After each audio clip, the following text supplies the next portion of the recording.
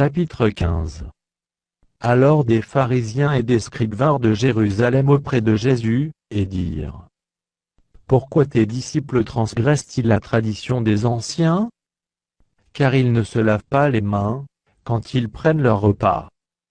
Il leur répondit: Et vous, pourquoi transgressez-vous le commandement de Dieu au profit de votre tradition?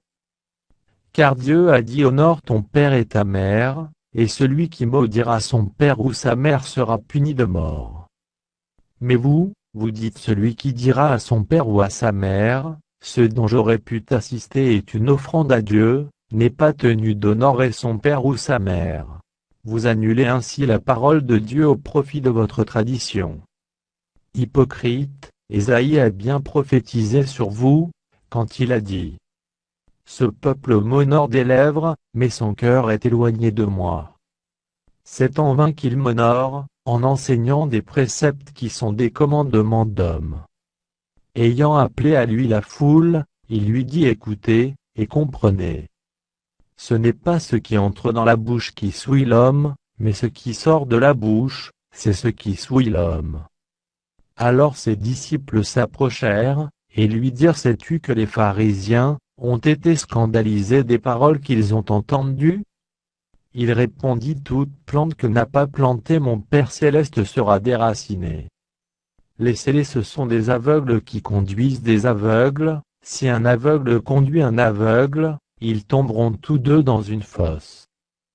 Pierre, prenant la parole, lui dit: Explique-nous cette parabole.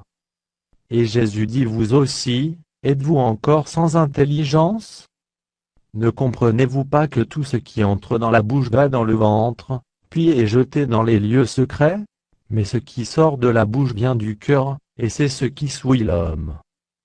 Car c'est du cœur que viennent les mauvaises pensées, les meurtres, les adultères, les impudicités, les vols, les faux témoignages, les calomnies.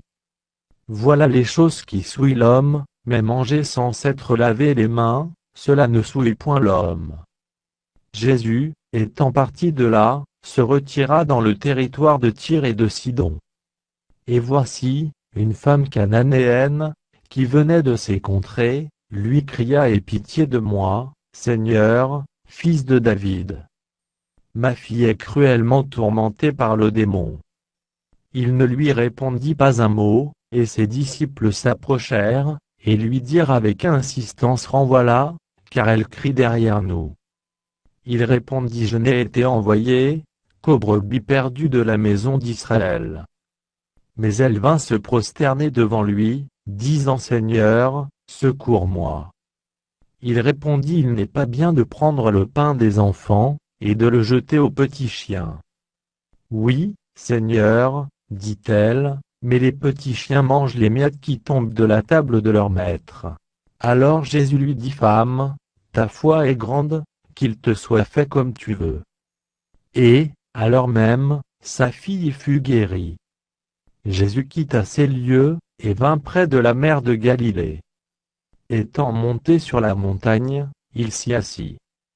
Alors s'approcha de lui une grande foule, ayant avec elle des boiteux, des aveugles, des muets, des estropiés, et beaucoup d'autres malades.